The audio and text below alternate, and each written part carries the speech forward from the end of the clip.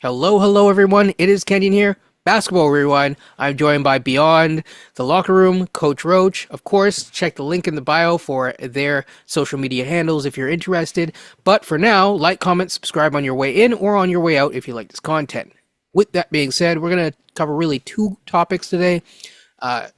Maybe a little bit more depending on where the conversation goes. It's going to probably be a shorter conversation, but that's okay. Not much is going on in the Raptors land, so we'll just do a quick check-in and just say, hey, I watched the open gym episode. I don't know if you guys watched it. You may not like it. You may like it. It's it is what it is. But what I will say is at the very end, they did tease a purple jersey. So there might be a rebranding next year. So keep that in mind, people. I don't know if any of you want to comment on it. And since I just talked about jerseys before any of you do comment on it, in the comments, pause right now and tell us what Beyond's, whose jersey that is. And we'll let you know at the very end of the podcast. Okay, so any thoughts on the rebranding before we get to real news? I just think the sucker get some more suckers here to pay some more money for some jerseys for MLS. Give me a break. Anytime you see that type of stuff happening, that tells you usually the state of your team in this case here. Yes. Yeah. Coach? Yeah, I mean, look, the North era, I think that's done. It's over with. That was the championship team. This is a new era. Now that Siakam and OG, Fred, all these guys are gone. This is Scotty, RJ, and quickly. So probably trying to rebrand around them. But also, it could be the Vince thing as well. They're going to do something special for Vince Carter next year, which I think they should. So maybe we'll see some kind of rebranding throwback to Vince, because man, I love those old dinosaur Raptor jerseys. I had one as a kid, and I loved it. So maybe they do something like that. Is it the 30th year anniversary this year? I thought it was like 27 or 28, I thought. No, because 25 was the year of the chip or the year after the chip, I think. Yeah. So maybe it is 29 or 30. It's got to be. Well, you know what? It was the 1995 or 96 their inception. I think 95. Yeah, 95 they came in. So yeah, maybe this is the 30th season. So it is a special season. Watch out for that. Obviously, there's going to be some Vince Carter news. But to your point, Beyond, the way that I look at it is this is a way to distract people. It's a way to get people still excited about a season that is going to be upcoming, which frankly, I'm just going to be flat out about it. Although I haven't done a full recap of Raptors State of the Union. We just started it. It's going to be ongoing for a while. It's not looking good for the next year at bare minimum. I mean, it is what it is. So, put your phones down, people. It's okay. But on to league news. Of course, there is a series check-in that we're going to be doing. I don't know if you gentlemen remember your predictions for each series. You don't have to remember X game or whatever, but just generally who was going to win. We could talk about some of the adjustments that they made because, we definitely went back and forth. And then after, there's going to be one other special, interesting topic that we're just going to touch on today and then cover it more in depth as more news comes out. So, I don't know, I guess we're done the play-in, so we don't have to recap the play-in and stuff like that, but we will just cover the series at large. Do you guys want to go east or do you guys want to go west? And we'll go from there. Now let's start with the west. All right. Start with the best of the West. All right, so we are starting off with the Thunder and the Pelicans. Of course, the Thunder are putting the smackdown on the Pelicans. And I will say, I do predict that the OKC Thunder, and I said it before to you guys, I think I might have said this to you offline. If I didn't, sorry. But I really truly think that they are my sleeper team, because no one seems to believe in them, to go to the Western Conference Finals. Beyond that, not going to predict anything, but I think I like to go with conference finals, and I think OKC could make it because I think they're not really afraid of the teams that are in front of them until they get to that Western Conference Finals potentially. One of the things that I noticed about this series is, again, we talked about the center matchup and how that might play a role. And I said, hey, there's going to come a time when if Chet can hit his shots, because he has way faster, quicker foot speed and agility than Valanciunas. They take off Valanciunas, they don't have a counter for that. I think we saw that with Nets. I don't know, do you guys have any thoughts on the OKC and Pelicans series, which is now 3-0 for OKC. KC will win this series, no question. I was concerned with the physicality in this series, though, because the Pelicans do have some playoff experience. Like they have some guys who have been in a lot of playoff matchups. OKC, on the other hand, really does not. But them missing Zion, I mean, it's clear that they really could have used his physicality and just his game in general. But I think it's pretty fun to see this young team built through the draft, built through a big time trade with the Clippers and getting Shea. Now get on the big stage as the number one seed in the West with an MVP candidate who could win. And to see Jalen Williams and Chet, you got three guys right there. We're not even talking about Case and Wallace or Giddy or Jalen Williams or Jang. Some of these guys that are good players for them. It just goes to show if you draft well, you do some good trades, you could do well in this league. You don't have to go and buy a team to be a massive free agent destination. It helps, but OKC, they've done well in the draft. And kudos to them. Beyond? Um, yeah, I think no, it's like playoffs is playoffs in every sport, but I think because of of all the team sports, the basketball is probably the most individualistic. So you get to see you get to find out about teams and players really quickly.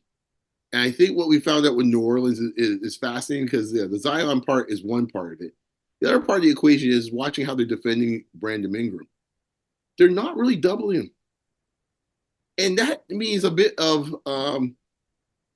it's a bit of an indictment on him a little bit that they feel they could cover him single handedly with Dort, and they're getting away with it. And to the same extent, pretty much with Wallace and McCollum, they're getting away with it. And to me, that's really why the series is where it's at, because at that point there, you'll take your chance with JV and you double from JV from one of the other guys, perhaps maybe, but like you'll live with JV trying to beat you.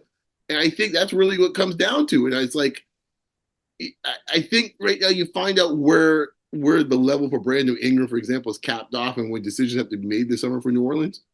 Like at this point here, that experiment has to be moved on to. I get it, considering that Zion's never healthy.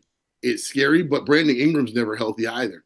So like you might as well trade him for a guy that actually is healthy, or maybe two guys that are healthy, and build your depth and move my man to a secondary scorer, the third, and be done with it. You knew the third was coming, Coach. You knew the third had to. Hey, I like the third too, just like you. The third arguably has been their best player this series after JT, like the third. So I think for OKC side of things, they're on the right side of the bracket. I'm here watching who they likely face in the next round. The matchups are much more favorable for them. In some ways with Dallas than it is with the Clippers. I agree with that for sure. Yeah, but I still think they should be favored. And I must admit, I give New Orleans this much. Like overall, SGA has been kind of held in check a little bit. Like he's been decent, but he hasn't really been like mind blowing. Like they've kind of. Oh yeah, he hasn't had like some 50-point game after one after the other. Or yeah, right. Yeah. But OKC, as you guys mentioned, it's a death by 1,000 cuts, right? So it's like Chet's getting you one night. The other night was Giddy. Next night is gonna be, it's gonna be the next night. You might get 7 threes from Case and Wallace. It's somebody every night. I even talk about your man J Dub there. He's coming out there and give me a 25 or 30, which he did the other night.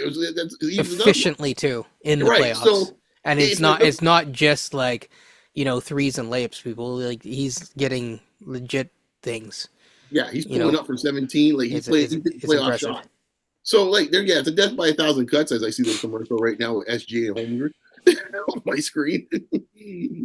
On you. So yeah, we move on to the next one. Your favorite, your favorite Mavs, of course, but also the Clippers. Now there was some debate. You and I picked the Mavs, Coach. You picked the Clippers, but that's okay. we didn't know that they'd have a one-legged Kawhi, although I guess at this point, whether you're Jonte Porter or not, it's a good bet. So I would say that has this surprised you at all in terms of how the series has gone on? Because if I'm remembering it correctly, it is 2-1 for Dallas, but the Clippers had a first strike opportunity early on in that series, and then Dallas has roared back a little bit, and it kind of like come together. Well, also, I guess I'll start as the Dallas person here on this one. I mean, this series is playing out just as I thought it would play out. Hmm. Um, this series is very similar to, like, in some ways, like Miami and Boston, because both teams tend to rely on the three a lot. You have a huge variance from game to game. So tonight, as we speak, it looks like we're looking to be 2-2 pretty soon. Yeah. And I think that's how this series has always been when these two teams play each other. We'll eventually get to where we all expect to be, game seven. But it's going to be just like I say with Boston, Miami's kind of the same way a lot of times, where you get these blowouts one way and the blowouts the other way. Just how the matchup, the styles are. So we'll see, but I still like Dallas because I think when it's all said and done, they have the best player. And when you have the best player and the teams are fairly even, give me the team with the best player. I agree, Coach. Any final thoughts on this series specifically? Yeah, I mean, so watch the Clippers are up 22 right now. It's like beyond, so this could be 2-2 series. One thing I've learned is that the Clippers are playing better without Kawhi. It's really sad what Kawhi is going through right now. I've talked to a few buddies of mine, and we were just saying like how much he's regressed since our championship year. And I know he's playing hurt right now. I get that. But I'm watching like in the last game, Luka drove on Kawhi. Luka, not the fastest person in the world. He's strong for his size, and you know Kawhi really couldn't guard him, quite frankly. And for this, I know he just signed a big contract. I think Kawhi is around 32 ish, maybe close to 33. And it's just tough as a Raptors fan to see how Kawhi did so much for this organization in winning the championship to see him now hurt again in a playoff series. And, these injuries start to pile up over time. He ain't good. I don't think he's going to get better. It's No, only going to get probably worse over time. it will. Well, So, what he has is characterized by being progressive in nature. Yeah, So it to your point, it will not be likely to get better. It will yeah, be a yeah. long-term management situation, and you just try to make it through the duration of your contract, playing to the best of your ability while also maintaining your athletic ability throughout. So yeah, um, I agree with the matchups on the next thing on the docket. So we'll go with that. Thus This far, is, you guys I talked agree about one thing about Kawhi. yeah. I just think that, to Coach's point, like the debilitation this year, like, I mean, this is the reason why sometimes it happens just like this. Well, If he you remember, pushed he pushed himself too. right? Because last year at the same time, we're sitting out here just outdoing Kevin Durant like no one's business, and looked like the best player in the world for like about a series till he got hurt. And Right. quite honestly, he hasn't looked like that since. Even this year, he's had great games at times, but not like that. No. So like No. No. so you wonder a little bit like if you ever see even that guy we saw, never mind the Toronto dude, just the guy from playing against Phoenix last year. Oh yeah. No. No. No. You will never see the Toronto dude. And that you won't see that again. I think um I don't want to put like be like Bill Simmons play percentage games. Well, you get the X percent. I don't know, but like I just don't think that he's going to be when he plays, he's going to be better than 90% of players out there just because he's just that gifted. But at the same time, it will take him more and more to get ready to play, and that's going to be the tough things. A lot of it you won't see, and so it's again it's really about making him the ultimate 16 game player. Now, Paul George is not signed, so it'll be very interesting to see how they build a team moving forward because they are one of the more expensive teams in the NBA. Coach mentioned, buying a team versus not buying a team. They're a bought team in very a lot of senses of the word, and I don't know what the future has for them. I'm not saying that they're gonna just like blow up next year, but they might take a step back, and the West is not easy and a lot of teams are on the rise as well. They were kind of like up and down all throughout the year. They weren't like world beaters year in year out. So Mhm. that's something definitely to keep in mind. Uh, Um, on a side note, I just saw Kyrie make a yo-yo move with the ball. the How'd you dude's a do that to magician. someone? He just go fake with it, and he hit like a fadeaway 15-footers. Like, good gosh. Yeah, Anyways, go ahead, man. I have issues with Kyrie that are like, can he stay focused for an 82 game season? But if he's focused, man, he's an incredible player. Um, so we talked about two series so far, two guys that could move. Just curious, just as a break in between this, or not two guys that could move, but we talked about one guy. Where do you see is any destinations for Brandon Ingram? Um, Just off the top of your head, I think right now there's a team in the desert that might be interested in him. Phoenix, Yeah, I don't know what they would get. I don't know what they have to give to New Orleans, but Beal. that's that yeah. Um, I don't know if Beal. I don't know if that yeah, would. that would not satisfy him. He's got no No, trade clause too. Brooklyn could be the other possibility because I think they got a bunch of draft picks still. Brooklyn. Yeah, Yeah, Brooklyn's the one that I think is the most possible. I know Atlanta Hawks fans would really like Brandon Just Ingram. going to say Atlanta as well because they get some young players that they could package in a deal like not so much draft picks, but just they have a lot of players around the same age basically. So they could trade for as Brandon with Ingram. I don't know how much defenses. that would move the needle for him, What but was to say? Trey Young and Brandon Ingram defending. Eesh. Yeah, so that's what I was gonna say is like realistically, from a defensive standpoint, I know that Hawks fans really want to hold on to Trae Young, but you have to be careful because they're talking about getting Lowry Markkanen as well. It's like, okay, yeah, sure, let's say you get Lowry Markkanen, you're still gonna have problems defending, which is a big problem. Um, Me personally, I think that they have to be a bit more realistic as a fan base. Sorry, Hawks fans, but I'm just gonna be keep it real. If you're looking at getting another star, you're probably looking at one of, and more likely than not, Trey Young is gonna have to be packaged in a deal to get said star. Um, and it sounds like San Antonio's not interested.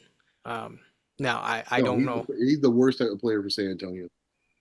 Yeah, I mean in a sense we talked about it, it's like San Antonio is better for Trey Young than Trey Young is better than for San Antonio, if that makes sense.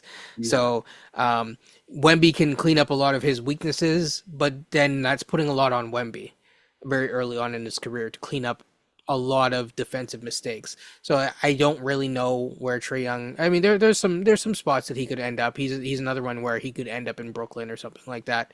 Um, but it's like again, you look at who's the salary in Brooklyn, right?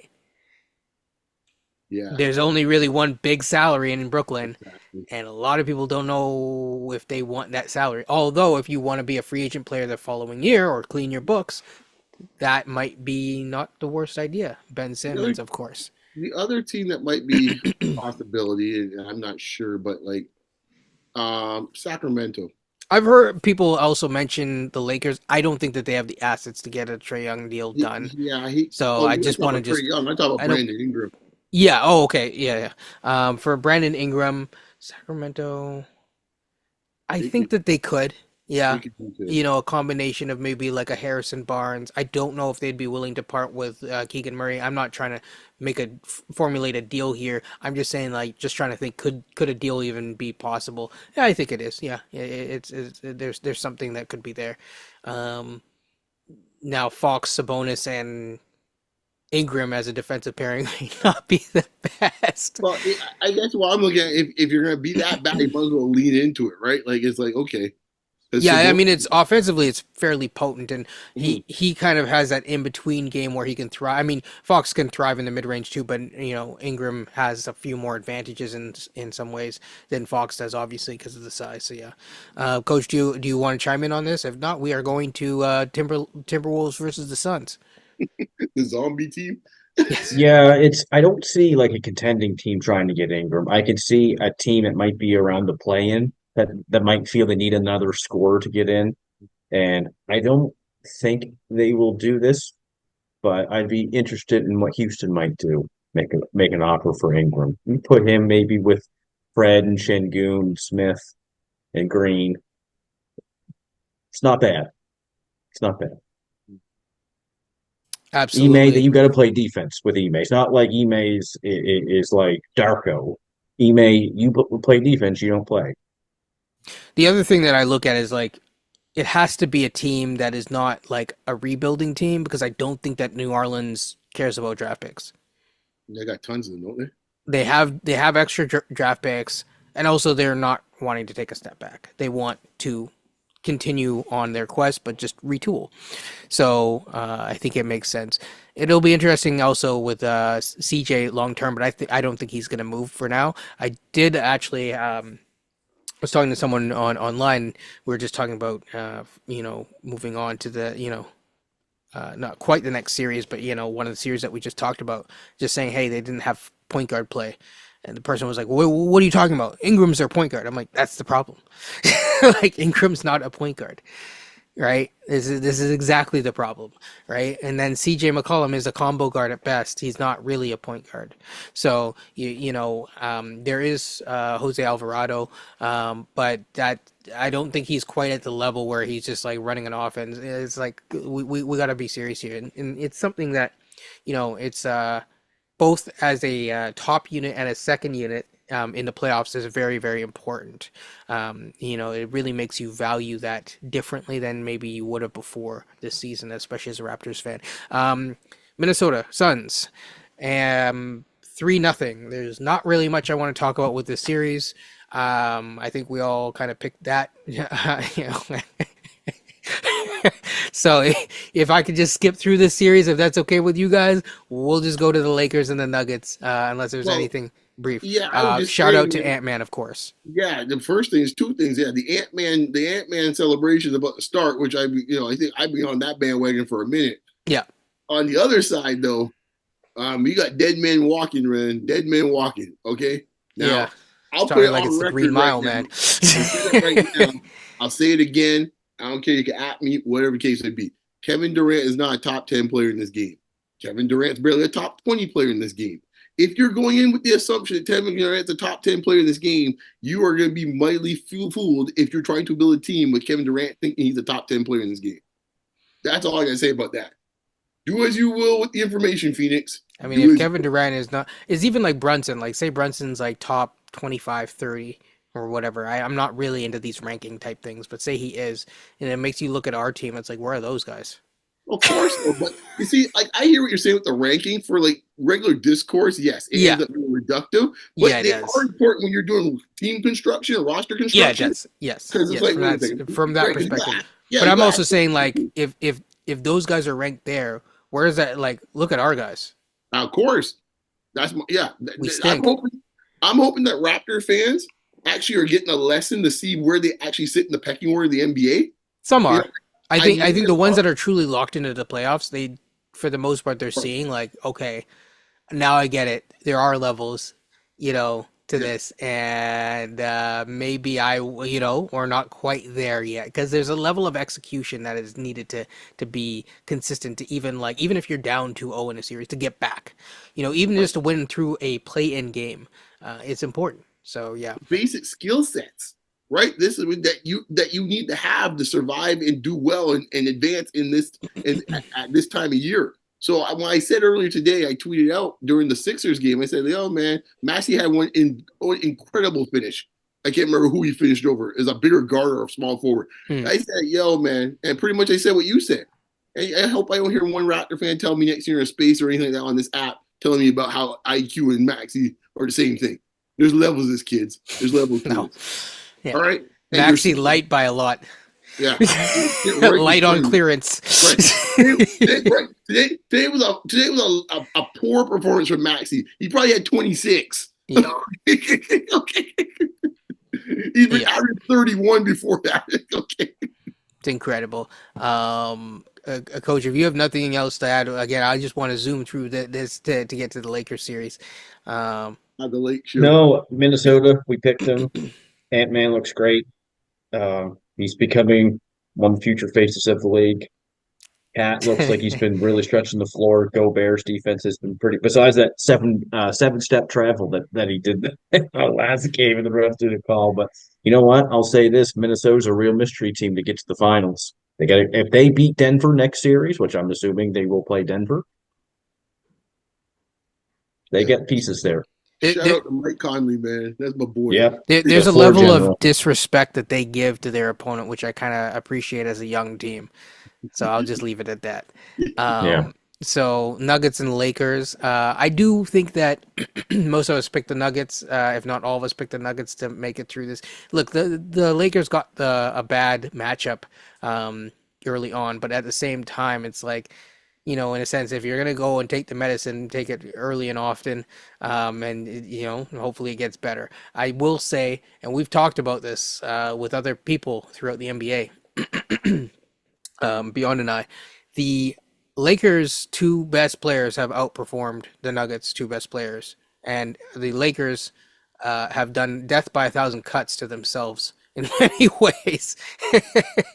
So this series could be tied very, very much so, and yeah, it probably should be.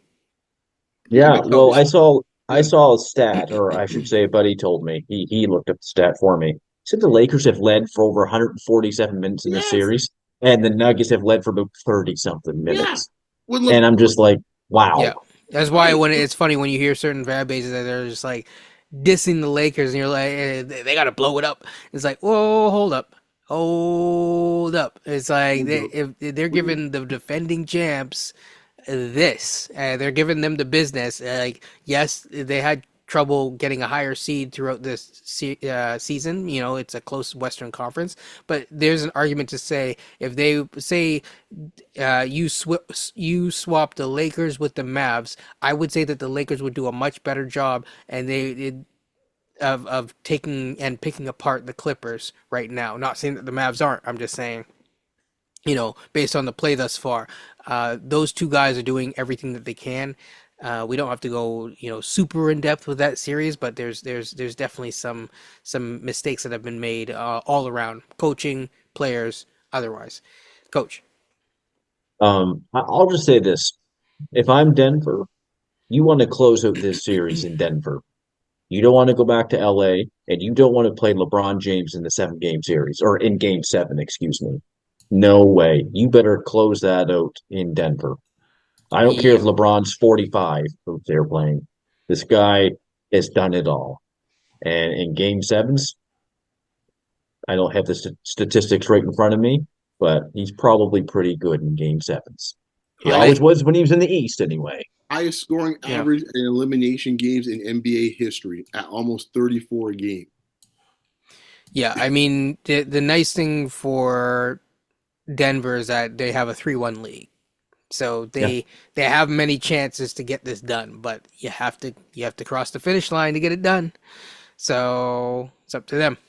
We'll see if they can do it. Before you jump through, Mm. have anyone been impressed with Denver? Because I haven't been. Uh, I'm sure Like, there's someone out there. I mean, I haven't really been like hyper impressed all year round. I know some people are still like I don't have Jokic as my MVP this year, although he is a phenomenal player, of course, and stuff like that. I think there's other players that deserve shine as well. Outside of him, there's Jamal Murray, but Jamal Murray's been up and down, of course, coming back from injury again, he's holding that leg in the fourth quarter, by the way, so watch e- out. exactly. I think that, they're not really you can't keep a team perfectly together these days, but like they're not quite as deep as well. So ironically, there's guys that they had last year that they probably missed this year, right? We're familiar with one. There's other ones, going beyond that they also miss. So it's hard to keep those things together, and I think that depth really shows its either ugly or non-ugly head in the playoffs, and it's showing it with this series. Hmm. So yeah, Find Denver can turn it up when they want to, like with especially Jamal Murray, because he was really bad in that first game in Denver. until the last few minutes of the game, and then he looked really good. Does he feel his So way through series in your mind? probably, Just in terms of how he plays, not like yeah, he possibly could be a bit cerebral that way, kind of like mm, LeBron James. yeah. All right, we are done with the West. I don't think that there's any major movement from any of the remaining teams that we talked about. Phoenix will obviously try to do something, but they're kind of stuck with what they can do. Being over the apron, it really limits you. If you're going to trade, you have to go down in salary, so they can't do that. They can't aggregate salary. They can't even pick guys up on the mid-level exception because they're well over the apron, the second apron, and you can't pick guys up on even the waiver wire. So if there are trades, which there are trades that do exist that can get done. It's just there are challenges. So I'll just leave it at that. We'll obviously do a free agent primer at some point on all these different teams and just double up. Maybe we'll do 3 teams at a time. We'll kind of go through them. But that being said, go to the East. Celtics and the Heat. The Celtics have spooked the Heat. Of course, and without Jimmy Butler, things have gotten a little bit interesting in Beantown. So I think what we're seeing again is the team that is relying very heavily on the 3-point shot is now seeing their 3-point attempts been decreased game over game, and I think that that's very, very interesting. Porzingis is doing Porzingis things in all senses of the word. So I know we've had conversations on this podcast with Celtics fans and non-Celtics fans, but Celtics believers. And hey, I have my notes on this one, and I will say that yeah, I stand firm with where I was. Thoughts? Where were you Yeah, again? me? I don't Yeah. believe in them. I think that they Okay. can get through the first round, but I don't Yeah. know if they're gonna like. We'll see what happens with the next series, and we'll talk about that. But depending on who they face, at some point things are going to get a little bit rough for them as they are, and they're not having an easy time. The more grinded out series that you have for that squad, the tougher it's going to be for them to comfortably get to a finals, if at all. Okay. So you and I are on the same page. Mm, I don't trust them either. I think honestly, I think if the Heat were to get back Rozier in time, mm, I think that would cause them some havoc because I think Miami's like at least one guy short. Obviously, you want Jimmy too, but yeah, if they can get 1 to 2 of them back in time, I mean, who knows what the series will look like? Because I'm sorry, man, I just don't buy it with the philosophy of just getting up the threes and there's a math equation. It doesn't work out that way in the playoffs. I'm sorry, Joe. You know, second row Joe. Sorry, man. It is what it is, man. I don't trust it. I agree with you. I don't know when it's gonna catch him, but it's gonna catch him. yeah, yeah. I mean, again, yeah, we'll get to that in a second. But coach, your thoughts? I think they'll get to the conference finals at least with Jimmy Butler and Rozier down. That really has hurt Miami because boy, this would be very interesting. Again, Jimmy Butler is just the gift that keeps on giving to Boston the last couple of years. But if Boston wins, they will be playing one of Indiana or Milwaukee. I don't know if I trust either of those teams against Actually, no, Boston. no, no. They're going to be playing either the Magic or the Oh, sorry, Cavs. it's the Magic or the And if Cavs. they play the Magic, that's why I was looking for. But we'll get there in a second in terms of Yeah, no, that matchup. But yeah, yeah, that's changes your mind a bit, doesn't it? a, a bit. It's the inexperience of both teams. I Mm, just don't know if they would have enough to go up against Boston. yeah, But if you I ask me if they're going to win a championship, I don't see it. Yeah, so for me, I think it's the second round, which is going to be a very tough round for Boston. We'll see what happens in the third round, but I think the second round is going to be tougher for them specifically, and we'll go through why later on. But yeah, I have a feeling that if the Magic do what I think they can sustain. And I guess this is our transition into that series. I think that the Magic defensively can just throw everything in the kitchen sink at Boston, and that's really tough for Boston to deal with as a challenge. And they're young, and they're ambitious, and they're ready. And when you have a team like that, it's an extremely dangerous team. You can get teams, there's a little bit of a, overconfidence, but not necessarily completely irrational, especially if they can figure out the scoring. And I think on the other end, I think at times Boston has been a little bit soft, frankly.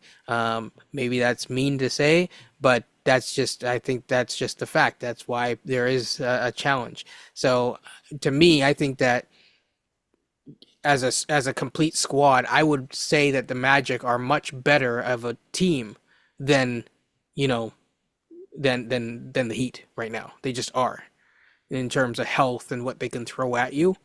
Um, Obviously, Jimmy Butler is Jimmy Butler, but Jimmy Butler's not playing in the series. So when he does, I'll let you know. But yeah, beyond, as we transition into the Cavs, any final or any final thoughts on this on the Boston series um, before we get No, I to got nothing to say. I mean, my only thing with Boston is Boston provides no fear factor for anyone. So I think that would be my concern as a Celtics fan. I don't think anyone's scared of Boston. yeah, there's some teams that it's like I'm afraid, not afraid, but I don't want to play them because it's gonna, I'm gonna lose a pound of flesh playing them. Right. Boston's not that team. Yeah, but there's no fear. That's the reason why their home record in the playoffs in this iteration of Boston's been so bad. No one fears going into that place. Yep. Like, there's no, so like I don't think anyone's losing any sleep. I mean, Cleveland, I think, would be a better matchup for them because I think, we'll get to them in a second, but Cleveland doesn't have the wings to deal with them. So I think they would like that. But Orlando, on the Yep. other hand, off the top of my head, I can think about five guys that could guard those two Jays. Yeah, and right now I forgot to say that the series is 2-1 in favor of Boston. They play tomorrow, or I guess when you see this today at 7:30 Eastern time. So we'll see obviously what happens with that one. Moving on, a series that's tied, which is the Cavs and the Magic. Very interesting. I think you and I, Beyond, chose the Cavs. I think, or sorry, no, Magic, and then Coach chose the Cavs. Again, we're not Yeah. going to focus on the amount of games, but I think that this series is going to still go 6, maybe 7 games. We'll see. But I do think that the Magic made an adjustment that I suggested, not on this channel, but to you guys, that they should make, which is Wendell Carter Jr. in that starting lineup. And it'll help their rebounding, which is crazy because all the talk about the Cavs, with it's like, okay, they have a big team and they're able to rebound. They're getting out rebounded by like 10, 15 rebounds a game with that team. And all you hear about from Cavs fans is like, well, you hear a lot of things. Holy smokes! You have to do a wellness check on them. To be honest, like they're talking about, like, I just want the series to be done and over with, so we can get what we need to, figure out. It's like, dude, you're literally in the middle of a series that's tied, but so chill out. But when you have a fan base that doesn't even believe in your team like that, that's tough. That's rough. But I think the other thing for Cavs is that, like, we're seeing the limitations. I know Darius Garland has gotten flack for this series. I think he's performed just fine. I think he's performed a lot better than Cavs fans are even giving him credit for. So I just want to say that right off the jump.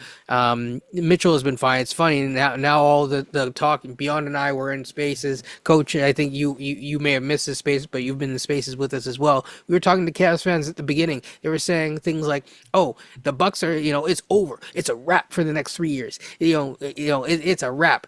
Well, Bucks are in trouble. We haven't gotten to that series yet.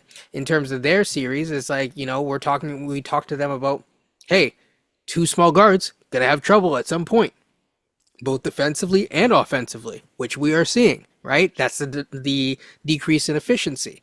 Mobley right now is one of the things that it could be a linchpin, because there's so many times that I've seen him run pick and pop, or pick and like call it a soft roll into the nail area with Garland. Guess what he's shooting? Do you guys know what he's shooting from from that area in the floor? That's like dab smack in the middle of the mid range, 30.5%. Not shocked. He shoots 60 something percent at the rim. He shoots 30% from the, they're going to give that to him all day, every day. And you haven't developed that because you focused on other players and stuff like that. Fair enough. But now you're seeing the trouble. And of course, the Orlando Magic are able to throw so many things at them. So, Coach, I'm going to start with you first. Then we'll go to Beyond. Thoughts on this series so far? How do you feel about your Cavs? I guess I'll call them your Cavs for this segment, and and then yeah, Well, I've been disappointed with Garland, Mitchell, and Mobley. Those are your big three on this team. The one guy I am impressed with is Jared Allen. I think he's been their best player, most consistent player in this series. that's scary. When Donovan Mitchell scores 18 or 20 points, I get the numbers are okay, but that's not good enough. He's a star. I mean, he's a superstar. He's got to get you that 25 to 30 in a playoff game. And that's what the superstars typically do. That's what Shea's doing. That's what the Ant-Man's doing. That's what Pascal Siakam is doing for all you people up there that say he's not very good. I can't wait. And So yeah, we'll leave that till but the end.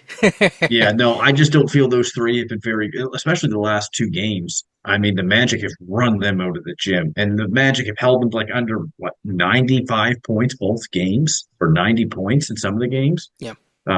So Orlando's they're legit. I was worried about their experience, but Franz he had 34 last game. Now Banchero only had 9, and that's going to be tough to repeat when you go to Cleveland. I would say, but if you get both those guys rolling. They're each getting you 20 or something like that, or 25 maybe. I was gonna say Along, he's been consistently like that was his worst game, and he's been there every single yep. game. So he's Their allowed to have defense, you know. their defense has been really good. Jonathan Isaac, man, he's looking like 2019 Jonathan Isaac. Quite frankly, and that guy could really guard, really defend, and hit some corner threes. So when you have Franz and Paulo being able to attract so much gravity, and then Isaac's hitting those corner threes, and or Wendell Carter at the top of the three, that's going to open up a lot for the Magic moving forward. So Well, and kudos Wendell to them, Carter. man. Well, I was going to say Wendell Carter Jr. as well inserted into that lineup. That means that now you have to have more pressure put on closeouts by. It's funny because they're not doing. You'd think that they'd have closeouts with Mobley. No, they're doing closeouts with Allen in terms of how things are. The chessboard is kind of working itself out with Mobley as a help defender. It really should be the reverse. And then at some point, you're going to have to make a decision on the court about that. Beyond. Oh, by the way, man, my team, boy, I gotta give Kyrie credit, boy. He's dragged them by the scruff of their neck back to this game. Unbelievable. Anyways, that's a side note. We're back to 10, people. We're back down to 10. Look at that figure roll. I'm gonna get back to this matchup. So first thing, sorry, it's just mesmerizing Hey watching. man, it's as you could tell, Beyond is a real basketball. He's a real hoop head. I'm gonna go back here. Look, what did I tell you the first day last summer? Not last summer, the summer before. Summer League comes up, and I see the man come up there, the man from Duke. And I watched the first game. I was out Oh, of town. Paolo. Yeah, Yeah, you're like that. He's a dude. yeah, right. We just played summer league. I was like, Yeah. this walking around. He owned this court, and I was like, after watching 5-10 minutes, I was like, holy smokes! Sometimes, folks, I say it all the time. It don't take you long to figure out Michael Jackson's really good at singing and dancing. Yeah, like, there's a. It's not like it's like there's a presence about some people when they right, enter the game or whatever, and they're just like, I'm here right. to take. This is a business trip. Exactly. And there's two dudes when this series started that even though I picked Orlando, I was like, okay, you gotta say young team and stuff like that. But there's two guys I had no doubt what the deal was gonna be. He was one of them. And Yep. the other one was Mr. Suggs. I had no doubt those two dudes were gonna show up. And let me tell you something. Paulo in this case is a guy, I tell you see it all the time. We see what the Ant-Man said before, you mentioned some other young players coach, and he is right there in the list too, where it's like the presence you said before and not fearing the moment. He's embracing the moment. And as you said, Kenyon, when you start getting momentum and now everyone else is coming along for a ride, you see my man there from Michigan now coming along for the ride too. It's like, welcome to the party.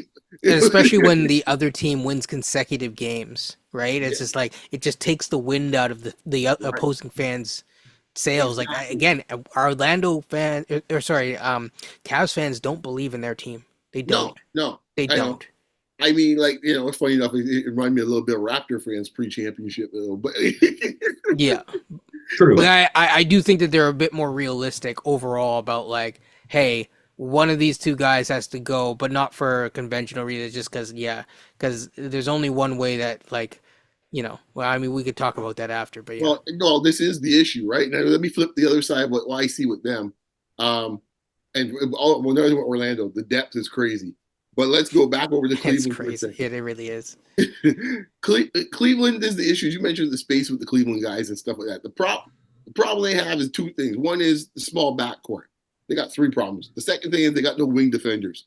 Yep, And the third Mobley is thing, their wing defender. right? And the third That's a problem problem. is the most egregious and most dangerous situation for them is there are two young players that they think are going to be the future of the team. Their growth is getting stunted for the two other guys on the team that are the vets. Yes. So you're not getting the best of both worlds at all. You're getting the worst of both worlds. So Mobley's not developed into the player you want him to be. Garland, in this case here, and I'd be quite honest, also what Garland too is, man, which has got to be a bit of a concern. And maybe this is the reason why Cleveland fans are getting on it. It's more of a cumulative effect. You're just thinking he's got to step up a bit more. Well, I think also too, man, the physicality has gotten to Garland a little bit in the last two series. That's fair. Stubbs has been in his kitchen all series long from the different jump. I think he had like 4 turnovers from Suggs alone in the game one, even though they won it. Well, I mean, you remember what I said before. I said like, basically that they can throw Suggs, Markel Fultz, like basically there's like 3 or 4 players that they can throw at them that are already at their position and bigger. Right, exactly. And I think that's where you see the flaws of the team, because like the physicality seems to overwhelm these guys, because they are, talk about soft teams. Cleveland is soft, man, as like a baby's pillow. Like it's soft, man. Like it's ridiculous, man. Like no one's fearing anybody inside there. Mobley, Allen, whoever else who are there. And I think that once a team smells that, this is the reason why it happened with the Knicks. It started off okay at first too. And then the physicality kept getting rougher and rougher as the series went on. It's like And blood in the all water, man. it ended up being a stranglehold for the Knicks. I told you already last year, I was talking to my dad, Mr. Knicks fan. He's my aficionado in this case when I talk Knicks talk. I talked to him, I said, Lord, they're going to have to go and start charging people out here, man. Someone's going to get manslaughter out here, how they're playing out here, man. I mean, Randall's bumping everyone and going, rolling 4 feet into the crowd with about 2 cabs on him. It was something to behold. I was like, when did it turn to 1992? Yeah. So I don't know. Cleveland ain't made for this. They ain't built for it, man. So I don't know. Like I still like Orlando. I wouldn't be surprised that Orlando wins the next 2 games and this is done in 6. I can see it. I think Coach? this will go 7, but boy, it's good. It's going to be close. I just want to give props to Jeff Weltman, Who? Raptor. I think Jeff Weltman. Props to Jeff Weltman. Yeah. And The original well, mastermind. he took over this Orlando team, I think around 2017. He became president. Yeah. Jonathan Isaac, I think did he draft Isaac? Hey I man, we got so. we got robbed for Jeff Weltman. I mean, we only got a pick for him at this point. We should have got more. You're stepping close to the edge, kid. Yeah.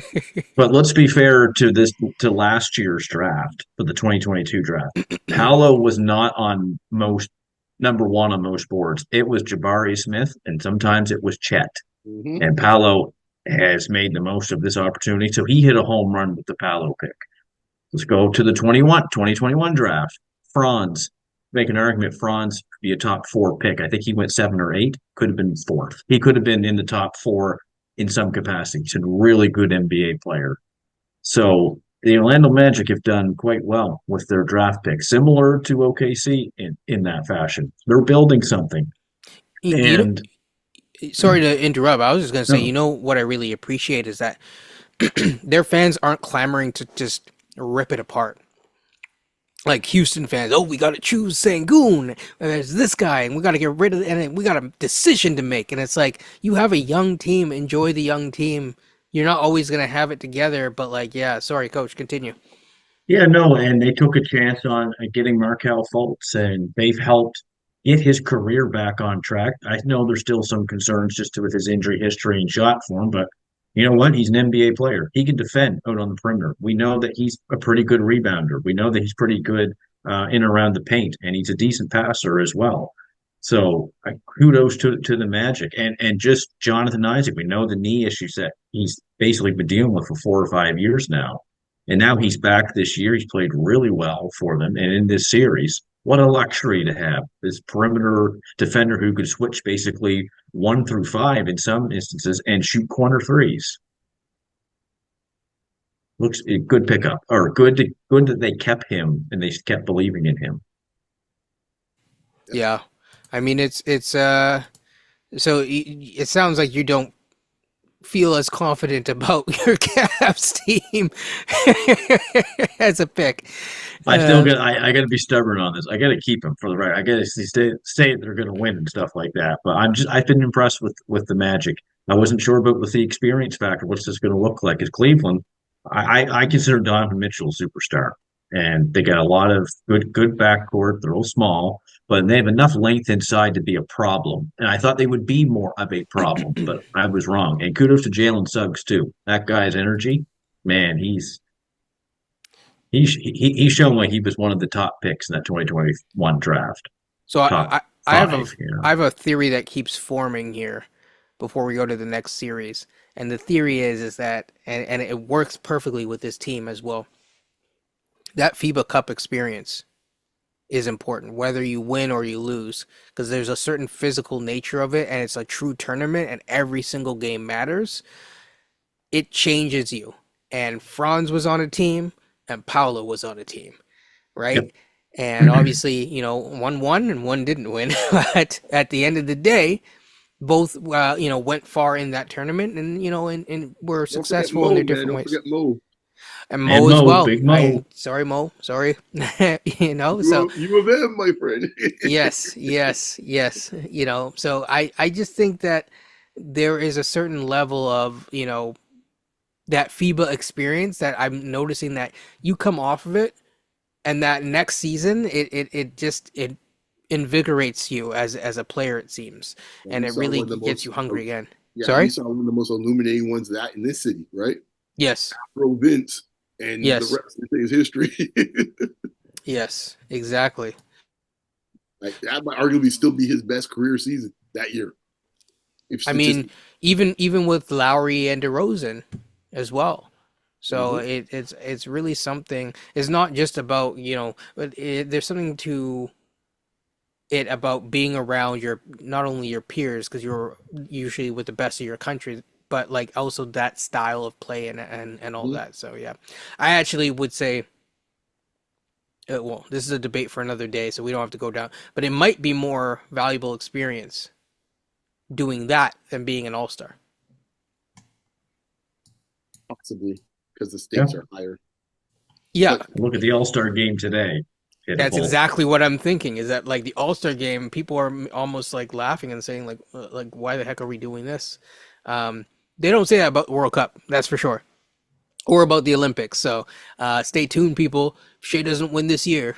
But the Europeans too, I'll just say the Yes. Europeans in general, they seem to take the whole national team thing a bit more serious than the Americans or even the Canadians for that matter, from what I can tell. Luke is always playing for Slovenia. Embiid's Yep. always playing for Greece. Bogdanovich. Jokic is always playing for Serbia. I know he didn't in the last World Cup be coming off a championship. We know he's going to be there in Paris. Yeah. I mean Giannis Bogey, as same well. thing. Yep. Yep. Can't speak for Embiid because he's switching teams too much. So, but we keep it moving. So yeah, the next series we're gonna talk about. I almost want to talk about it in reverse order, and I think you guys know why. So I almost want to talk about the Knicks and the Sixers, which just actually happened today. So I hope you guys don't mind the reversing of the order. But yeah, so that series has been very interesting. That was a very close game today, and it came down to the wire. The Knicks are taking a commanding lead over the Philadelphia 76ers 3-1. Now, everyone thought, the Sixers could, give the Knicks a jump scare, and they've tried. It's not for lack of try. However, the Knicks' physicality in this series has been incredible. And not only that, but I think that Embiid is really the linchpin. There's just beyond, you've said it, we've talked about it, where it's like throughout a series you just watch, even within a game, where he goes further out and out, and especially when you're not going in. I said that I don't know, on this exact podcast and show, I said I don't know if he's going to be healthy for this, in time for this time of year. I don't think he is. And we're He's seeing healthy enough. he is healthy enough, that is true, but he's Embiid healthy enough, if you want to put it that way. Wherever And you want to call it, he can play. yes. I'm over the excuses with him, man. I'm so over it with him. Oh, damn. So over it. Like on your last legs, I making the want- man pack his bags and stuff like that. Honestly, It's like, no, hey, if honestly, you don't talking straighten about up, man, I want to throw up in my mouth. get your grades honestly up. talking about this, man. If you don't get your grades up, stop back talking your mother. It's an abomination, man. Seriously, Oh man. it's an abomination. Beyond, tell us how you really feel.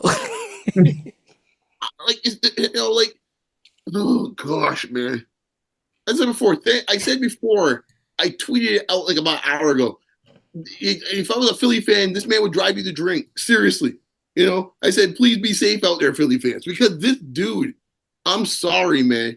I'm trying to find a comp. I don't even know what the comp close to that. I mean, some people say in this case here, Patrick Ewing, but Patrick Ewing wasn't like this, because at least Patrick would try to fight for the position.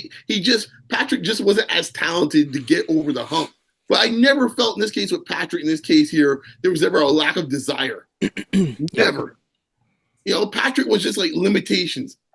This dude, it's like, man, in this time of the year, man, it's like it comes down to sometimes just being reductive, but it's how much you want it. And with this dude, there ain't no want with him. I mean, I said it then. It's like, I don't know how many more series we have to watch. Was wash, rinse, repeat. We see the same thing. Just different cast members around him. Different coach, different GM, different star player playing beside him, different other, different role players. The same result. And His entire career, basically, he's had more or less, for the most part, has had teams that are, from at least a talent perspective, not necessarily an experience perspective, have been good. I mean, we talked about it. If the 2019 Raptors weren't there, or they faltered, they probably would have won the championship. Possibly, because with Jimmy in this case, that might be possible. But I ain't sure about that, because I don't trust this dude. I do not trust this dude in the postseason. And here's the thing: he has been so fortunate that he's probably had the two most likely, most maligned postseason players he could have on his team that nobody, including a stray dog, would defend. So he's always been able to get away. Well, hey, it's James Harden. Hey, it's Harden. He does the playoffs. Hey, it's Ben Simmons. That guy, Ben. It's like, so everyone just forgets all about all the other stuff. Yeah. But I watched that Atlanta series. It wasn't just Ben Simmons missing and passing up dunks. I watched that dude in this case get played off the court in this case here by Clint freaking Capella. Give me a freaking break. Okay. Oh, it's Doc. Oh, it's Brett Brown. Oh, it's everybody else. I mean, people were confident in Precious actually being able to defend him today, and that tells you something. It didn't. It shouldn't. Because no offense, but like, come on now. No. Like what? If I'm not mistaken, wait, Embiid, yeah. It shouldn't happen. And let me tell you, all I say with that series is, firstly, it's the best series going in the first round. I'll say this much: it comes down to one word. I said it already. Between these two teams, desire. You could call it whatever euphemism you want to call it, heart, wherever you want to talk. When you're doing things like rebounding and steals and things of that nature and block shots, that's what it's about. There's no way a bunch of Lilliputians should be out rebounding you the entire game in this case here, and you got freaking Embiid on the court. I never seen a guy in this case at 7'1" play like he's 6'1". Okay, so I gotta just ask one quick question. Just a quick question. We've talked about how sometimes dudes from Florida are now I know he's not technically from Florida, but he went to school in Florida, both for high school as well as after high school. Does he fit into that or no? I just say the persona sometimes be a bit different in the NBA with those players. That's all I say. Don't say translate in football. Don't know why. football have some ballers. But something about Sorry, basketball. you said Embiid went to school in Florida? Montverde. Yeah, Oh, okay, but he played at Kansas in yeah, college. Kansas. Yeah, Yeah, yeah, I yeah. don't know. I can't tell you, but I'm just looking here. Is like here's the thing too. The best player on the floor plays in the blue team. Okay, and today just to give him his props, that was ridiculous. The shot making he was making out there. We'll go back to the Yep. word desire. That's what I'm talking about. Hey man, tighten up the Are you ankles. talking Get about Maxi or are you talking about? I'm talking about Um, Brunson. What do you mean? I'm talking about the blue okay. team. Sorry. Yes. So I'm used to like seeing Philly in blue Yeah, and Philly stuff. and But blue. yeah. No, they're gone to red these days in this case here. But yeah, Yes. when it's all said and I was done, like also gonna say Lowry, because Lowry put on a show and did what he could. Obviously, he's but like, there's only so much it's only so you much. can He's on the kind of margin. rejig and Yeah, gerrymander your way until at exactly. Right. age 30, whatever. Yeah, Like, I'm like sorry, but like, sorry, bud. but I'll just say to the final point, the game they lost, the crazy game in Madison Square Garden, game two. If they had won that game, even not win the game, when the leg or the knee was hurting Embiid, it was fascinating to see them start running the offense through Maxi and Embiid playing as a second option essentially, Yep. and they Yep. seem to be more successful with it. Now, it might be a dirty little thing to say, but I think they might go have a look at it next year for Nick Nurse. Inverse the offense and run it through Maxi. Well, I think Nick Nurse would have a field day with that. Probably knowing Nick Nurse's history. But Yes. when I watched that team, all of a sudden movement started happening and folks were getting wide open shots because everyone fears Maxi's speed. Just do that, and if the big fella wants to get a couple of rebounds when he feels like he wants to, great. But I want to at least with Maxi, I know he's going to get the hoop in the fourth quarter. Yep. That's all I got to say about that, man. Knicks fans, my dad, you're lately on to the second round, man. Props to you. I I said agree. before, I don't know if Randall's going to be back in time for certain things. This is now that question starts to pop up a little bit now. We'll see. Start checking your medical reports. So, Coach, do you want the final word on this series before we go to the next, or do we want to just go to the next? No, I'll just say kudos to the Knicks right now. Like Beyond said, Brunson's playing unbelievable. Miles McBride, he's made some big shots for them in this series as well. But in terms of MB, like Beyond said, I think Beyond you had mentioned it to us offline. There was the blame game on Brett Brown. There's the blame game on Ben Simmons. There's the blame game on Doc Rivers, and now Nick Nurse, because I think he's the Larry Brown of coaching basketball. Players burn out on him, or organizations burn out on him. Eventually, just give it time.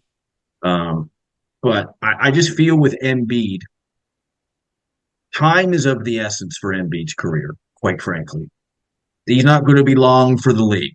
He's not going to be long for the numbers that he's putting up now. I say that because his injury history. Yeah, This guy he is came hurt in that all. way. Yeah, he came in with knee and foot issues. What's the one things you don't want big guys to have are knee and foot issues. And he's got a ton of them. He's having a surgery in this during the season, like every year on something.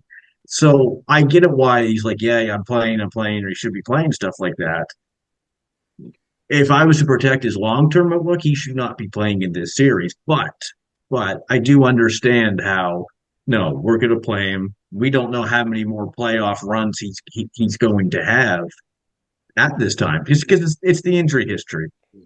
I My hope for his apologies. sake. Yeah, sorry. Oh, Kyrie just putting on a show here, man. Sorry. No, Yeah, it's no, okay. I'm kind of tuning into a little bit. I'm just like, man, that guy's good. The passion just made the lively. My gosh. Anyhow, come back. No, that's Yeah. okay. And just in terms of the just to wrap it all up, I think I agree. I hope for his sake that he does not play in the Olympics because if he really needs to rest, then rest up, man. Like you don't push yourself beyond your capacity because it's important. This is where I disagree with you guys, but we can have that discussion already because I don't buy it's the injuries. No, What I I'm don't think it is the injuries, and the I was actually going to mentality. say compared to the other Cameroonian guy who's in the playoffs who's balling out right now, Right. that guy has gone all of the blame, right? Right. This guy's gone none of the blame. Yeah, it's the mentality is what the problem is. And if you keep on going down this road and think Embiid should be a number one option for you to try to win a championship, you will never win a championship. I'll say it Yeah. right here today. What's today? April 28th, 2024? Yeah, I'm saying that right now, folks. You Do, will never win a championship when Embiid is your number one option. now, Never. do you think that Embiid, as in the just to talk briefly about the Olympics, do you think that he would struggle a little bit? And what I mean by that is the Olympics is extremely physical. I think he would struggle a little bit, with some of the bigger teams, but he like when it's all said and done, he might get in some foul trouble perhaps in this case here, but when it's all said and done, they have enough backup in this case with Anthony That's true. Davis, Triple That's true. J, so And it's not going to be an impact for them. But all I'll say is this: Josh Rodman Hart, okay? Because when a 6 foot guy and 4 guys getting 15 boards on you, and you're out there playing 40 minutes, you should be embarrassed. You should even show back up in the locker room. 100%. Sorry, ain't no way no guard is getting 15 boards over Shaquille O'Neal or Moses Malone or Hakeem Olajuwon. You pick it, or Tim Duncan? Hell no. I'm sorry. Sorry, man. I couldn't believe that dude's averaging like 12 boards a game in this series. That's embarrassing. Anyway, So to just go to the very end of this, we have one last series left. but Bucks again, Pacers. Yep. And both of you and I we picked Indiana for sure. Coach, I can't remember who you picked. I'm gonna just assume you picked Indiana. I picked the You Bucks picked the because Bucks. Okay. I assumed that Giannis was playing in the series. I honestly did not Yeah. know. And I'm Personally, like, I don't think it would have mattered. And I think I said that at the time too. I'm like, I don't think it matters. But fair enough. Okay, so you don't believe in Pascal. No, I'm just kidding. that guy But Giannis is pretty good, but yes, sorry. so here's my thing, right? We don't know if Dame is going. From the sounds of it, it doesn't sound like Dame is going to be he's done. healthy for the next. Yeah, so he's done for the season Except for series. game 4 at least. So as long as Indiana keeps it calm, cool, and collected, they should be going into out of that next game up 3-1 in this series. I think a lot of people, again, it's not guaranteed, but they should be.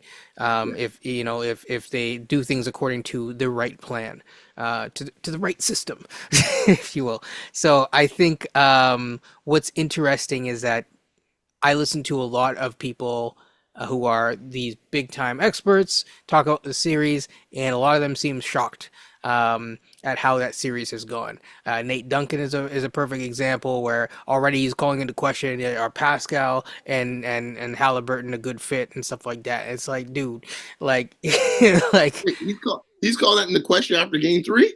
after game one.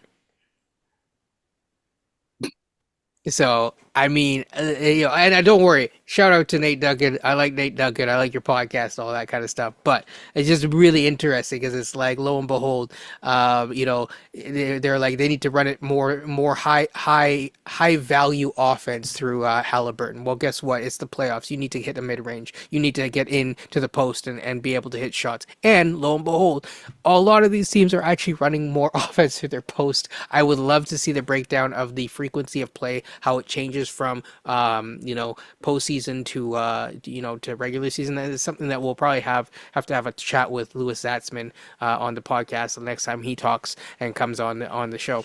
So for sure. But I think what is really interesting about this is that to me the most surprising thing is Nembhard. Nembhard's rebounding has been absolutely impressive.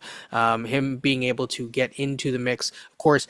Got to give Pascal a shout out. I'll just give him a small shout out because I know one of you two will talk about him more in depth. But I got to give him a shout out, of course, for those first 2 games. Also, the third game, he hasn't let up. I know a lot of people have said, "Oh, he's cooled down." You want to know why he's cooled down, even though he had a pretty solid game?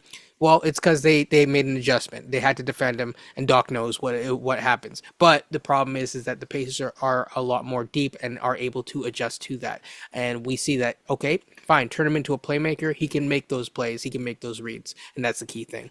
Beyond or Coach, I'm going to go with Coach because it's his Bucks. My favorite players on that team too, Dame Lillard. So I also thought that Matherin would make a big difference being out in this series originally too. But Yeah. kudos to Indiana. I did say on this show that I'm actually cheering for Indiana. I just thought objectively that Milwaukee was going to win. Just their experience, I don't trust Indiana's defense, or I haven't throughout the season, but offensively, there's a lot of firepower there. But Dame really had an excellent first game, and let's just shout out Pascal Siakam as well. 35 and 10, he was averaging. Last player to do that was Wilt Chamberlain. The last player to do that was Elgin Baylor. So he was in some Careful, pretty. coach. You might be told to move on soon. I Sorry. haven't been told that already, but by some of my tweets. That I trade don't working think out I'll be. right now. Just curious. You had to go there, Beyond, didn't you? Sorry. Ruin my day. Oh, I pay that tax, man. yeah. No, this is our pain from that trade anyway. Uh, no, Siakam's been really good this series for sure. I'm really impressed with Miles Turner too. Yep. Miles Turner and Siakam. Halliburton finally came to play. I thought he had his best game in game three. Is it game three? Yeah, I think it was game three. Halliburton, his first two plays of the game, I remember, were just him going to the hoop. And haven't seen too much of that ever since he had his hamstring injury. So I don't know if it's getting a little bit better or not. But if Halliburton in this series is giving you that 16 and 16, like basically like he likes to do, and you're getting offense from Siakam and Turner and some of their bench players, because they do have a bench. And Milwaukee without Giannis right now, it's a problem. It really is a problem. So I can see Indiana certainly winning this series 100% as a fan of Pascal Siakam. And as a fan of that trade that they made to get Halliburton as well. Kudos to them if they do. But we shall see. And now I guess Dame's not playing this evening. So assuming Giannis isn't coming back, as Beyond says, it's a wrap. Yeah.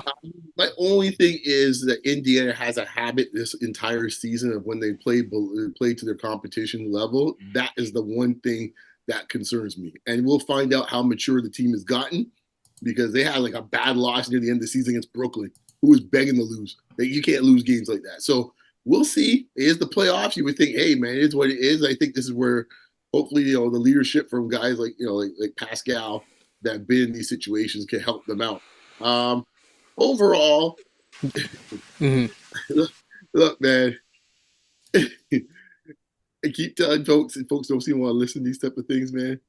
You need to get in the paint. You need to be able to have a mid-range, repertoire, and you need to have post play in this time of the season. When the poppies and the lilies and all the flowers start coming up, you need to have those things to go there. All the pretty little threes you shoot in January, that don't mean squat, guys. Don't mean squat. Because you know what? The threes are great to offset things, but to set up those threes, you need the other things I just mentioned in this case here. And if what happened from between game 1 and 2 and 3 is that game 1, they just started coming down the street and just started firing off threes. And I'm sitting there going, can we get the ball inside, please? Can we get the ball inside? Then in game 2, they finally realized, oh, we're going to get the ball inside now, be it to Siakam and to Turner. And then all of a sudden, the threes started opening up. Now the part 3 of it now. So now they're playing up down the post guys a little bit. Now we can run some pick and roll. And lo and behold, you're running it with Halliburton or Turner, Halliburton or Siakam. Good things come out of it. The winning shot came out of that. So for Nate Duncan and all his friends, they're talking about that by the way, that pick and roll is what was sustaining them in the fourth quarter in the overtime. That pick and roll is deadly to deal with in this case here with those 3-point shooters and Turner especially. And you got Siakam rolling or Siakam pick and pop with Halliburton. The only thing that I think Halliburton has to understand and realize is I heard it today with the local Pacers broadcaster. I agree with it wholeheartedly. He has to be ready to shoot.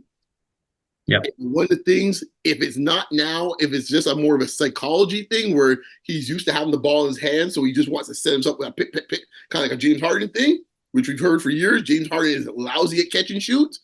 You have to think the same way as your Halliburton, that even if it's now or in the offseason, you have to be able to be catch and shoots because he's missed more. His missed shots from 3 have been from that scenario. If you're going to have now a guy on your team that gets double like Siakam, you best be ready to shoot that because you're going to get a ton of wide open threes, and he's got plenty of them in this series so far. So I think his confidence will grow, and with that winning shot the other night, his confidence will continue to grow. They're playing at home; they should win. But I just just want to make sure that last piece of the puzzle, where you start seeing young teams kind of start to figure out, can they get professional enough here to take care of business?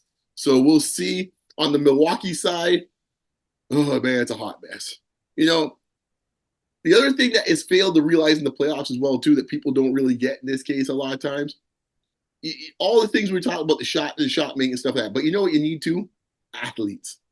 Yep. And if you go and watch and you see championship teams, there's not a lot of stiffs in this case that can't move in this case or win championships. You need athletes.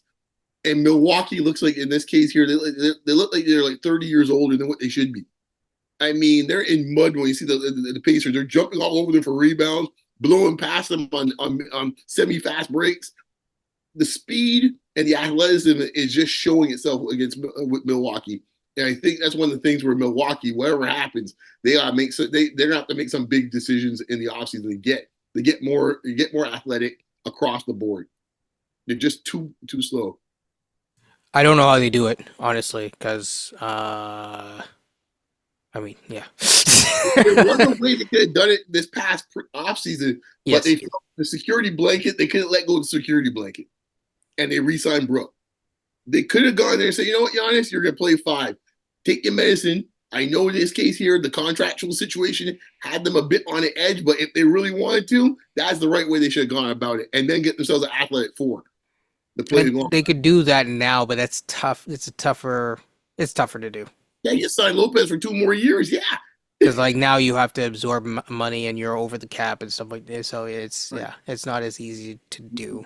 Never But mind the guards can't guard their own shadow in this case here that they got back there. So yeah, it's there's some interesting decisions that will be made in Milwaukee. So with that being said, yeah, we've covered the NBA. This went a little bit longer than I thought it was going to, but hey, it was a good discussion. I hope you guys enjoyed it as much as we did.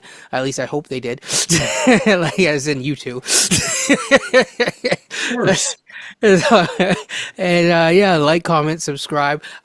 Before we finish, there is going to be some upcoming stuff, but since this one went longer, we'll talk about it another time, and that's obviously going to be about the TV deal. But we'll talk about that another time on Basketball Rewind. So, with that being said, like I said, like, comment, subscribe. I think I've said it about 3 times now. Hint, hint, helps the every single thing. Even if you like, if you don't want to like, leave a comment, cuss me out, whatever you want to do helps out. Any final words from you guys? If not, we're gonna skedaddle and get out of here. go Mavs. Hey, coach, anything you want to shout out? Go Cavs. No, I'm just kidding. Go Pascal Siakam. Go Pascal Siakam. How's that? Yeah, Before they kick me off or whatever. Spaces exactly. or yeah. Exactly. I do think it will be interesting for the upcoming matchups. I think that the Pacers against the Knicks will be very interesting. I do think I would pick the Knicks, but it might be a little closer than people think. That's what I'll say. So, that said, we got to get out of here. Take care, people, and peace.